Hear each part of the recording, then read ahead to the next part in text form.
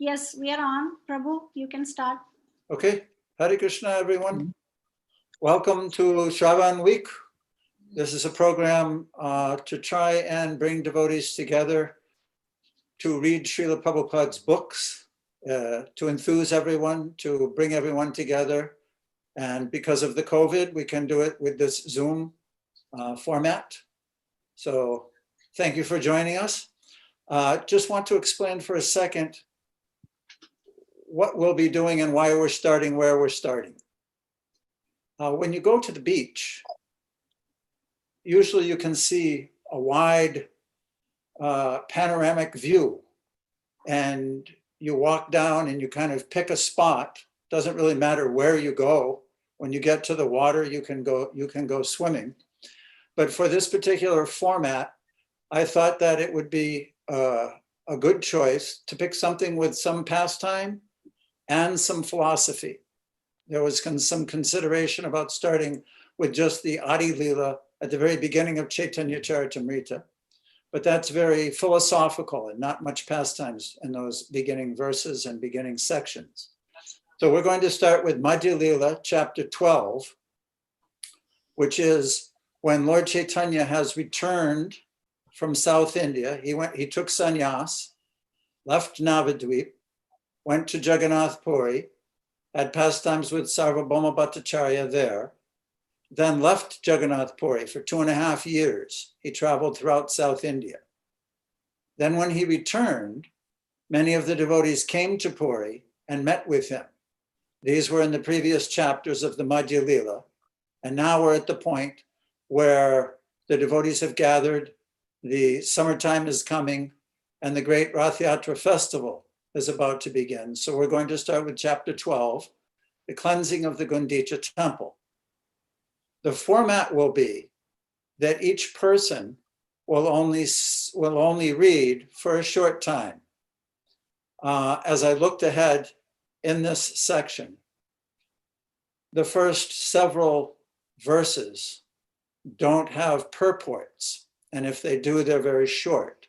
So I'm thinking what we can do is, on average, everybody will read about 5 verses. Don't read the Bengali. There's no reason to read the Bengali in this kind of a format. It becomes confusing. So we'll just read the English. I don't know, Vaishnavi, if you want to move the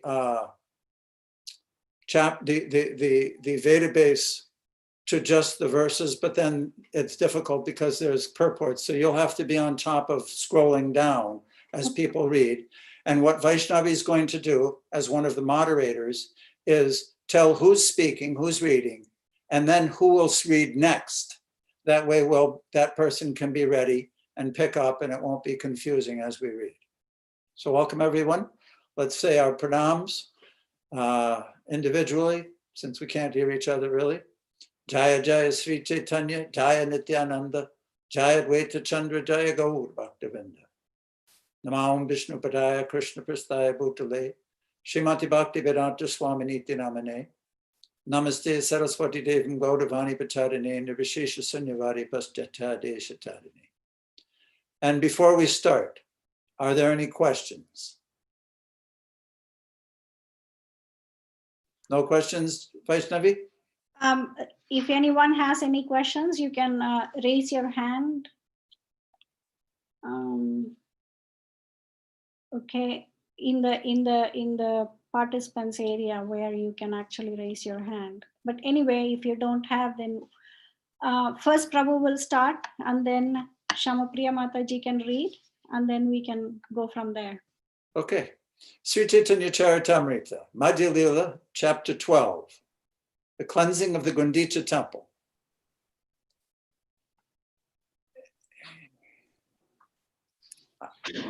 In his Amrita Pravaha Bhasya, Srila Bhaktivinoda Thakur summarizes this chapter as follows. The king of Orissa, King Pachaparudra, tried his best to see Lord Sri Chaitanya Mahaprabhu. Srila Nityananda Prabhu and the other devotees informed the Lord about the king's desire, but Sri Chaitanya Mahaprabhu would not agree to see him. At that time, Sri Nityananda Prabhu devised a plan, and he sent a piece of the Lord's outward garment to the king. The next day, when Ramananda Roy again entreated Sri Chaitanya Mahaprabhu to see the king, the Lord, denying the request, asked Ramananda Roy to bring the king's son before him. The prince visited the Lord, dressed like a Vaishnava, and this awakened remembrance of Krishna. Thus, Sri Chaitanya Mahaprabhu delivered the son of Maharaj Prataparudra. Next. After this, Sri Chaitanya Mahaprabhu washed the Gundita house before the Rath Yatra took place, when he then took his bath at Indradyumna tank and partook of prasad in the garden nearby. While Sri Chaitanya Mahaprabhu washed the temple of Gundita, some Gaudiya Vaishnava washed the lotus feet of the Lord and drank the water. This incident is very significant, for it awoke within the devotee ecstatic love. Then again, the son of Advaita Prabhu, named Gopal, fainted during the kirtan. And when he did not come to his senses, Sri Chaitanya Mahaprabhu favored him by awakening him. There was also some humorous talk between Nityananda Prabhu and Advaita Prabhu during prasad. Advaita Prabhu said that Nityananda Prabhu was unknown to anyone and that it would not be the duty of a household or Brahmana to accept dinner with a person unknown in society. In answer to this humorous statement, Sri Nityananda Prabhu replied that Advaita Acharya was a monist and that one could not know how his mind could be turned by eating with such an impersonal monist. The conversation of these two Prabhus, Nityananda Prabhu and Advaita Prabhu, carried a deep meaning that only an intelligent man can understand. After all the Vaishnavas finished their luncheon, Swarup Damodar and others took their prasad within the room. Sri Chaitanya Mahaprabhu took great pleasure when he saw the Jagannath deity after the deity's retirement. At that time, he was accompanied by all the devotees, and all of them were very pleased. Okay. So I can read next. Sri Chaitanya Mahaprabhu washed and cleansed the Gundicha temple with his devotees and associates.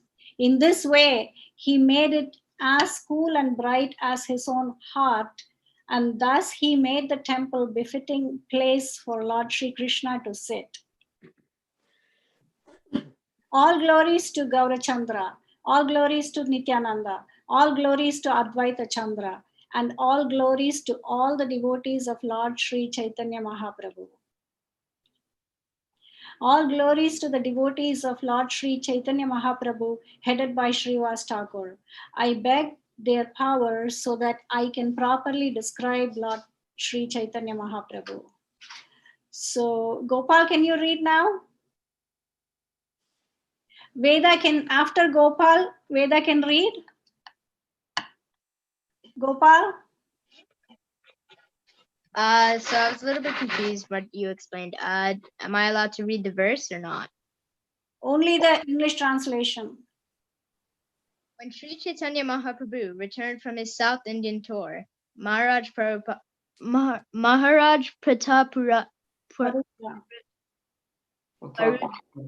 the king of Orissa, became very anxious to meet him.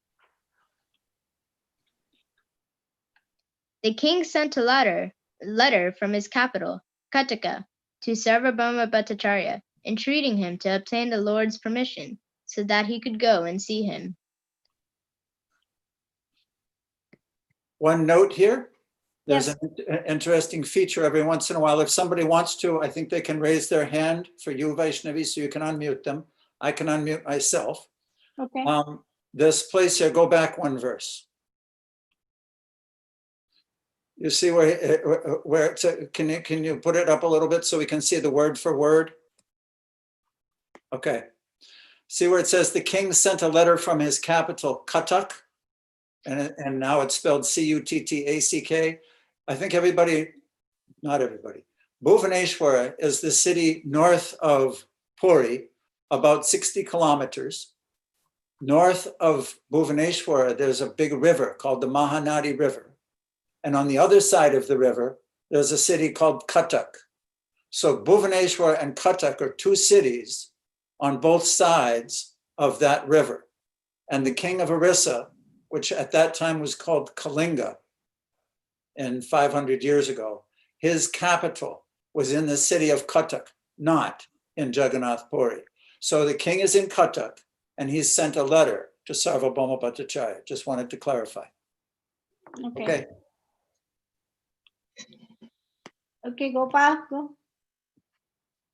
Replying to the king's letter, the Bhattacharya wrote that Sri Chaitanya Mahaprabhu had not given his permission.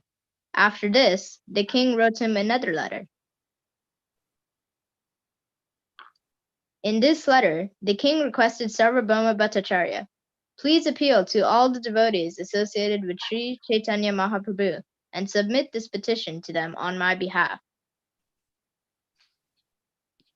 Okay. If all the devotees associated with the Lord are favorably disposed toward me, they can submit my petition at the lotus feet of the Lord. Okay. So Veda, are you ready?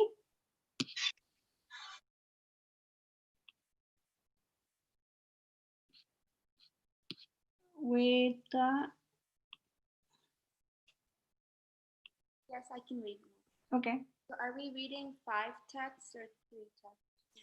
5 or 4. Just go ahead. I will tell you when. After this, Bhadra Prabhu, if you are ready, you can read. Okay, so you start this. By the mercy of all the devotees, one can attain the shelter of the lotus feet of the Lord. Without his mercy, my kingdom does not appeal to me.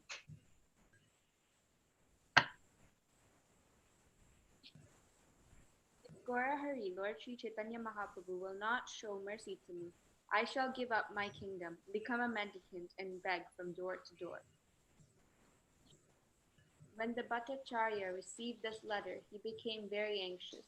He then took the letter and went to the devotees of the Lord. Sarvabhauma Bhattacharya met with all the devotees and described the king's wishes. Then he presented the letter to all of them for inspection. Okay. All right. One more. Yes.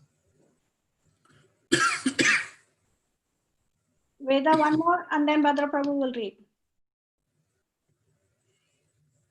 Okay, Bhadra Prabhu, go ahead. I cannot read complete sentence because the screens are on the side. All of you all will not be read whole thing. Can you read now? No, because the end of the okay. Thank you, Hare Krishna. Done with everybody. Upon reading the letter, everyone was astonished to see that King Pratap Rudra had so much devotion for the lotus feet of Sri Chaitanya Mahaprabhu. Okay. 1 minute. Radha, you will be next. So can you be ready? All right, Prabhu. The devotees gave their opinion, saying, the Lord will never meet the king. And if you requested him to do so, the Lord would surely feel very unhappy. Sorry.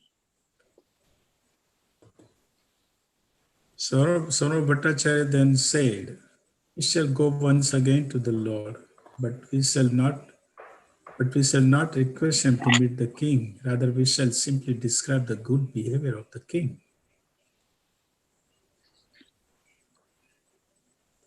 Hare Krishna. Oh, I'm sorry. Okay. Hare Krishna. Does everyone understand why the Lord did not want to meet the king? No, can you explain, please?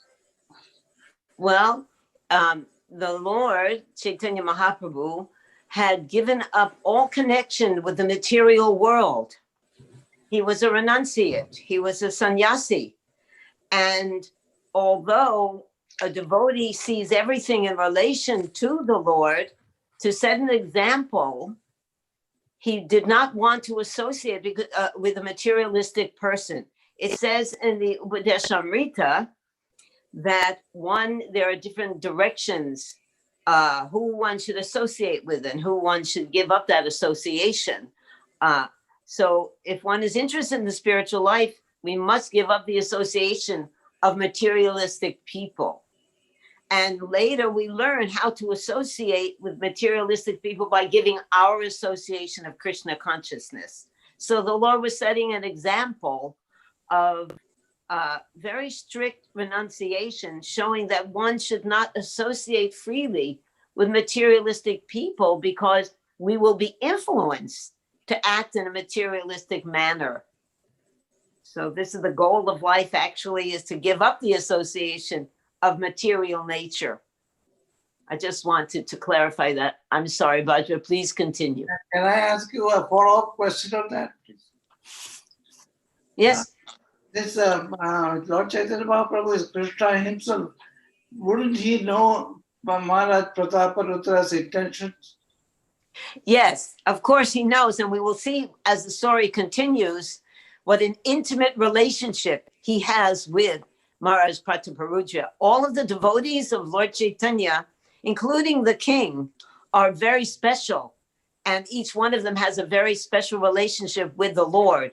So for pastimes, in the same way, we see how the Pandavas suffered greatly, but this was a pastime of the Lord so that many other things could be understood.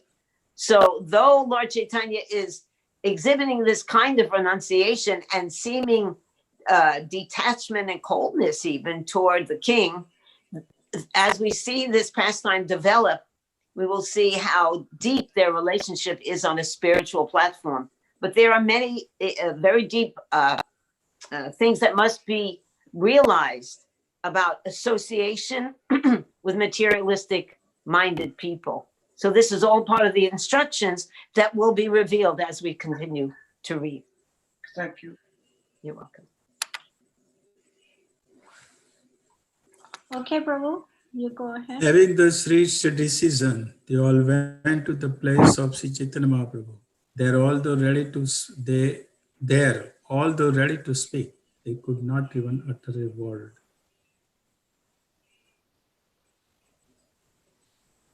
After they arrived at Sri Chaitanya Mahaprabhu's place, the Lord, seeing them, said, "What have you all come here to say? I see that you want to say something, but you do not speak. What is the reason?" Okay. Can Radha read next? Nityananda Prabhu then said, "We want to tell you something. Although we cannot stay without speaking, we are still very much afraid to speak."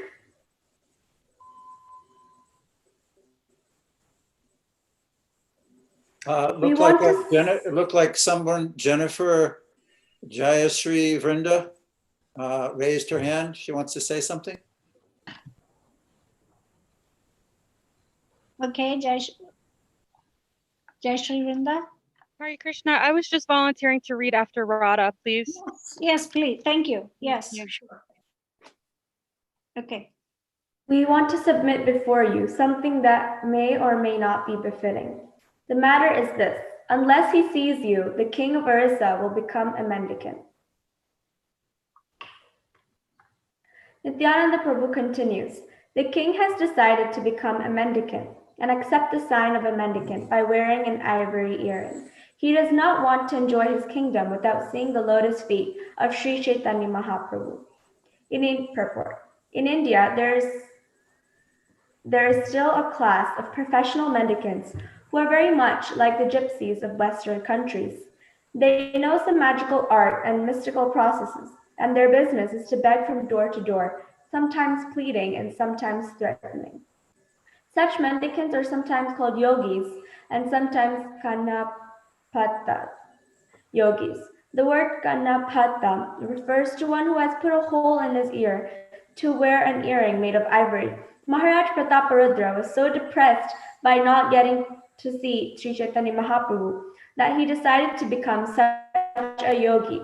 Ordinary men think that a yogi must have an ivory earring in his ear, but this is not the sign of a real yogi. Maharaj Prataparudra also thought that to become a mendicant yogi, one must wear such an earring. Okay. So then Jayashree can read next.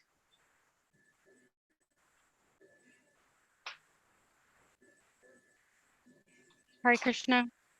Yes. Nityananda Prabhu continued, the king also expressed his desire to see the moon-like face of Sri Chaitanya Mahaprabhu to his eyes' full satisfaction.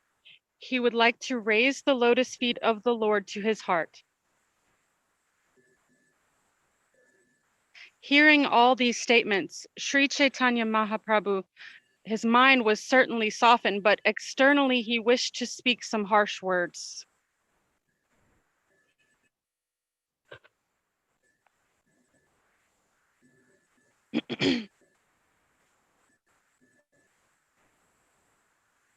Sri Chaitanya Mahaprabhu said, I can understand that you all desire me. So these Desire to, gypsies are coming from India, huh? what? Prabhu, Dhruv Maharaj Prabhu, Bhadra Prabhu had a question. Okay, so can you unmute him? I can't see that part. He was asking a question. He asked, the gypsies came from India. Is that what Bhadra Prabhu you said?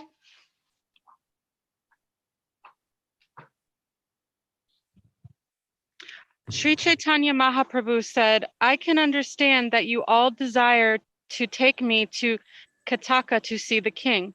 Sri Chaitanya Mahaprabhu is naturally the reservoir of all kindness, and as soon as he heard the statement made by the king, his heart immediately softened. Thus, the Lord was ready to go see the king even at Kataka.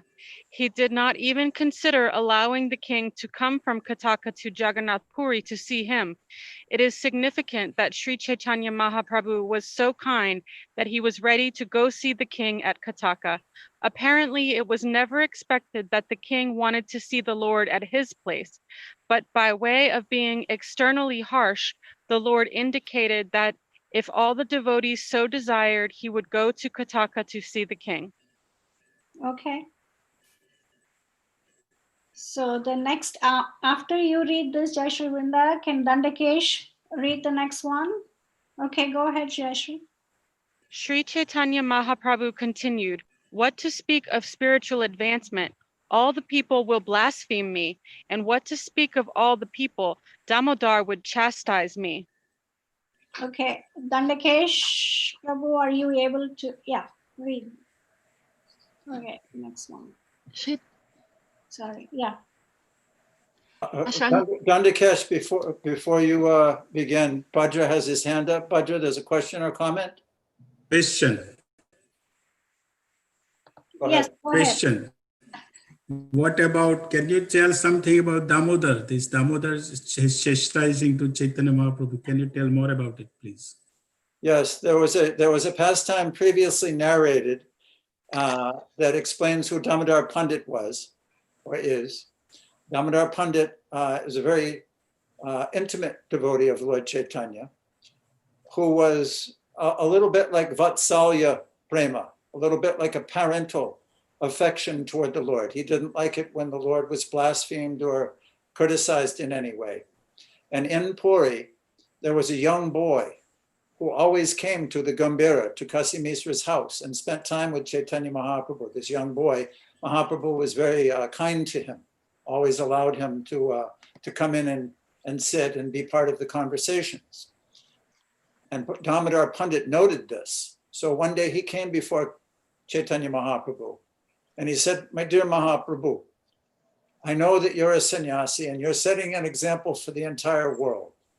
But this young boy coming to see you every day is causing people in the town to speak ill of you because his mother is a very beautiful young widow.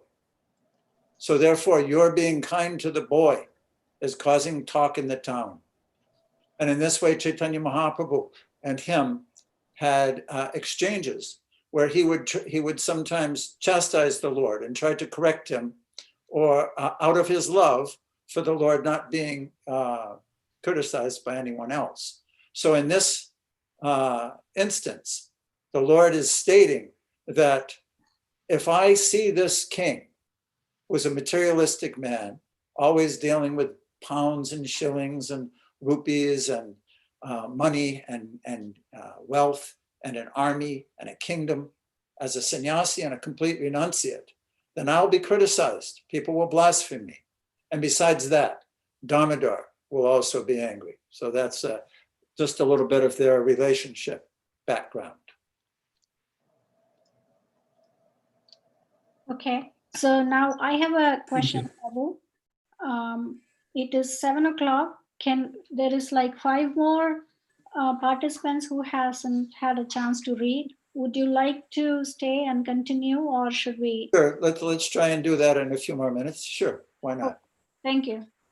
So Radha, I mean, who was reading? Jayashree was reading. No, Dandakesh's turn. Dandakesh's turn. Dandakesh, are you still here? Yeah, can you hear me? Yes, please go ahead, read. Yes. I shall not meet the king at the request of all the devotees, but I shall do so if Damodar will give its permission. Purport. From the spiritual point of view, a sannyasi is strictly forbidden to see materialistic people, especially a king who is always engaged in counting pounds, shillings, and pence. Indeed, the meeting between a sannyasi and a king is always considered abominable. A sannyasi is always subjected to public criticism, and a small fault on his part is taken seriously by the public. People actually expect a sannyasi to preach and not to take part in any social or political matters. If a sannyasi is subject to public criticism, his preaching will not be fruitful. Sri Chaitanya Mahaprabhu specifically wanted to avoid such criticism so that his preaching work will not be hampered. It so happened that while the Lord was talking to his disciples at that time, the devotee Damodar Pandit was present. This Damodar Pandit was a very faithful devotee and a staunch lover of Sri Chaitanya Mahaprabhu. Whenever there was anything that might touch or taint the character of the Lord, Damodar Pandit would immediately point it out, not even considering the exalted position of the Lord. It is sometimes said that fools rush in where angels dare not, and Sri Chaitanya Mahaprabhu wanted to point out Damodar Pandit's foolishness in coming forward to criticize the Lord. This is why the Lord stated that if Damodar Pandit will give him permission, he will go to see the king. There was deep meaning in this statement, for it is a warning that Damodar should not dare criticize the Lord anymore, for it was not befitting his position as a devotee. Sri Chaitanya Mahaprabhu was considered the guide and spiritual master of all the devotees living with him. Damodar Pandit was one of them, and the Lord rendered Damodar Pandit a special favor by warning him to avoid criticizing him any further. A devotee or a disciple should never attempt to criticize the Lord or his representative, the spiritual master.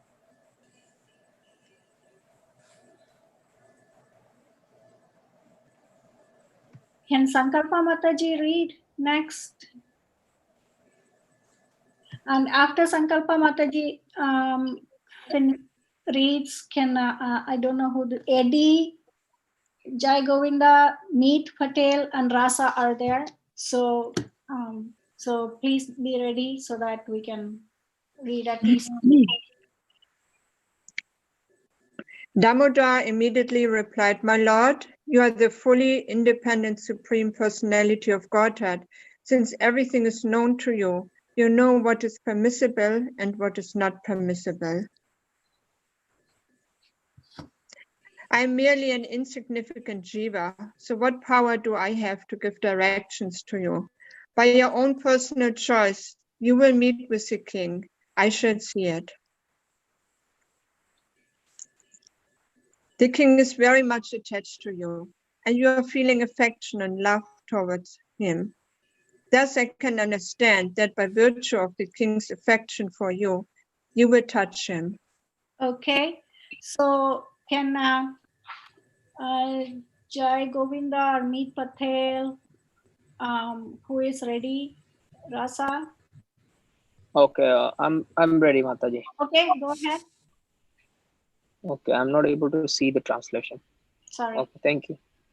Although you are the supreme personality of Godhead and are completely independent, still you are dependent on the love and for affection of your devotees. Thus, that is your nature.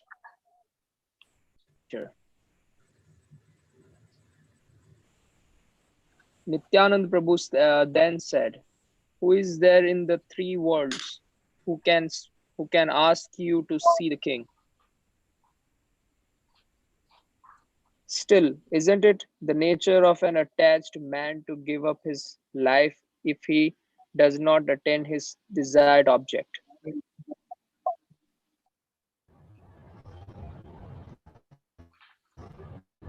Okay, so can maybe somebody else read this?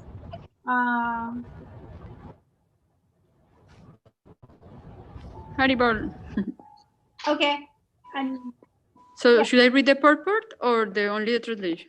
the translation and the purport. Yes, please. Okay, let's see.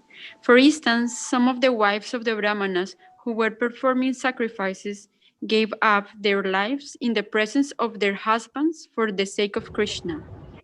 Purport. This refers to the day Lord Sri Krishna and his cowherd boys and flocks of animals were present in the pasturing grounds near Mathura. At that time, the cowherd boys, being a little hungry, requested food, and Lord Krishna asked them to go to the Brahmanas, who were engaged nearby in performing yajna or sacrifice, and to get some food from that yajna. Being so ordered by the Lord, all the cowherd boys went to the Brahmanas and asked them for food, but they were denied. After this, the cowherd boys begged food from the wives of the Brahmanas. All these wives were very much devoted to Lord Krishna in spontaneous love, and so on. And as soon as they heard the request of the cowherd boys and understood that Krishna wanted some food, they immediately left the place of sacrifice. They were very much chastised for this by their husbands, and they were ready to give up their lives. It is the nature of a pure devotee to sacrifice his life for the transcendental lavish service of the Lord. Okay. Hare Krishna, I'd like to say, you see, the question that your good husband asked before, we can see how this love of Maharaj Prataparudra is being churned and nurtured by the Lord through this denial of wanting to see him. It's making the king really hanker to see the Lord. So, and we're going to see how that becomes even more ignited. The love that the king has for the Lord is being nurtured by Lord Chaitanya by not allowing him to be with him as yet. Can you see that, how it's growing? Okay. So Jai Govinda, you want to read the next one? Okay. We're at which text is this that we're here? Nityananda Prabhu then submitted? Yes. Okay. Nityananda Prabhu. Question. Huh? Question. Nityananda Prabhu. Okay, 1 minute. Jai Govinda Prabhu, 1 minute. So, Okay. Bhadra Prabhu has a question. Samapriya Mataji or Dhruv Maharaj Prabhu. Here it is mentioned about the wives of the Brahmanas. Can you hear? Yeah. Samapriya Mataji, can you hear me? Yes. Yes. Okay. I hear you. Okay, thank you. Thank you. So the wives of the Brahmanas, now some of the wives were not allowed to go. Some of the wives, the Brahmins did not allow them to go, but in their separation of the Lord, some of the wives gave up the body right there in the separation, and they went to the Lord right away. And same thing happens in the wives of the gopi. In same thing happened of some of the gopis. So in the 10th canto, there is whole description about it. Can you elaborate it, please? That's a very, very long description. Perhaps my husband can do it, but what we're seeing now is the potency of divine love. The gopis, the queens, the gopis who are not the Brahmins' wives, these are Krishna's intimate associates, and and Krishna comes to exhibit his pastimes to display this divine love. And Lord Chaitanya, who is even more merciful, came not only to display it, but to give it. So this love that was experienced by the gopis is actually also that kind of love is being experienced by the king. And so we're just now learning about this. I think that if we continue reading, as we continue reading, we will see how this divine love, which is natural for the soul, is being cultured by the Lord in the king's relationship with him. So unless my husband have something else to say, Patti, do you have something to add to that? No, very good, very nice. What Lord Nityananda is doing is he's voicing the ardent desire of the king. He's taking his point. Can I see the text again, Vaishnavi? I'm seeing Samapriya. Can I see the text again? There. So he's saying, no, one's before. Yeah, previous, there. So he's saying, and the one before that, here still isn't, it is the nature of an attached man to give up his life if he does not attain his desired object. So the king was in Katak. He sent the letter to Sarvabhauma Bhattacharya stating that if Chaitanya Mahaprabhu isn't willing to see me because I'm a king, then I'm willing to give up that position of the king and become a mendicant. That way I can have his association. And when Sarvabhauma Bhattacharya received that letter, he came to all the devotees and they asked them to come to the Lord and make petition on his behalf. And that's what they're doing. They're explaining to the Lord how he's such a nice devotee, that he's willing to give up everything for you, just like, and then if you go ahead to those next verses, just like the Brahmins' wives were willing to give up everything to see Krishna. Bhadra?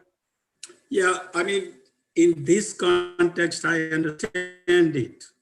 But here this purport about these wives of the Brahmanas, because some of the ladies, Brahmins their husband did not allow them to go to see the Lord. And that wife gave up their body right there and went back to Godhead. So there is some big purport in the 10th canto about it. So I didn't understand that completely. That's why my question. And in this context, I understand that. But in that context, which is where the wife of the Brahmana, she pleaded her husband that you are a Brahmana and you are well educated and you are considering Lord to the Krishna as a just ordinary person, cowherd boy, but please let me go. Don't be proud of your Brahminical culture. I will come back and I will follow you. But still he did not allow her. So she stayed. She just in the separation of the love for the Lord was so much separation, was so heavy, was burning in her heart that she just gave up her physical body and she went back to Krishna. went back to Godhead. So but I did not completely understand. There is a big purport in the 10th canto about this, the Gopis chapter. So What did you not understand? What did you not because understand? the point is that here she's catch in the room. Her husband is locking. She's there in the room, and her husband is not allowing. And her separation of her feeling is so heavy within her heart that she leaves the spiritual body, is manifests the spiritual body, and the material body is completely gone, and she goes back. She goes to Krishna even before other gopis goes there. But there is some more details of it. So that's why I wanted to know from your Durraj Prabhu, and is some more detail in that. Well, maybe first of all, maybe we could read you'd have to read go through the purport together. And this, spiritual energy and divine love is much more powerful than anything. So it's not unusual for someone who is on that platform to give up the body, the material body, and go back to God. And that's what we're all doing here. That's what we all want to do. But that I think, unless my husband has a different thing to say, we should address that at another time when we have the purport. When we have the purport in front of us, and then we could read it. Yeah, I think it is the 10th canto, chapter 29.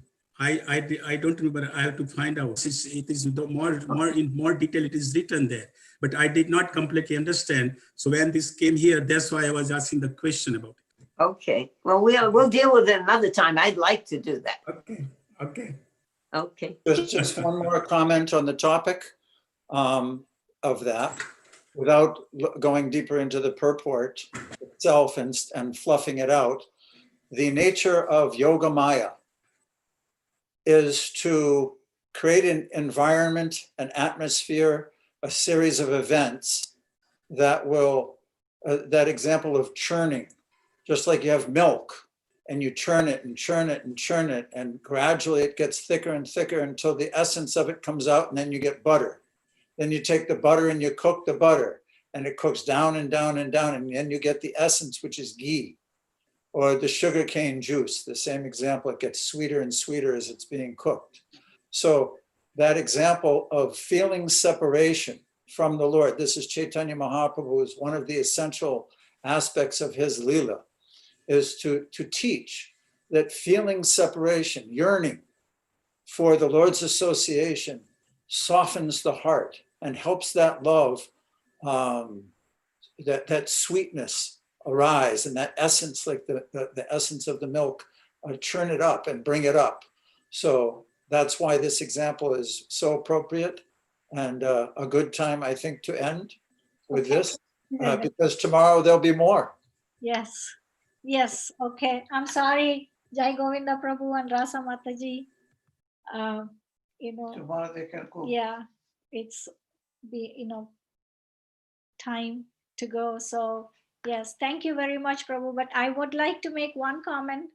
When Mataji was speaking, she was speaking with a smile in her face throughout. It was as if she is tasting that. I mean, one day, maybe if you give your blessings, we can be like that also. So thank you. Thank you very much, Prabhu. Jai, thank you, everyone. Hare Krishna. We'll see you all tomorrow, the same time, same link. Thank you. Yeah. Thank you. Hare Krishna. Vanchakalpatarubhyashta kripa sindhubhya eva cha patitanam pavanebhyo vaishnavebhyo namo namaha. 18.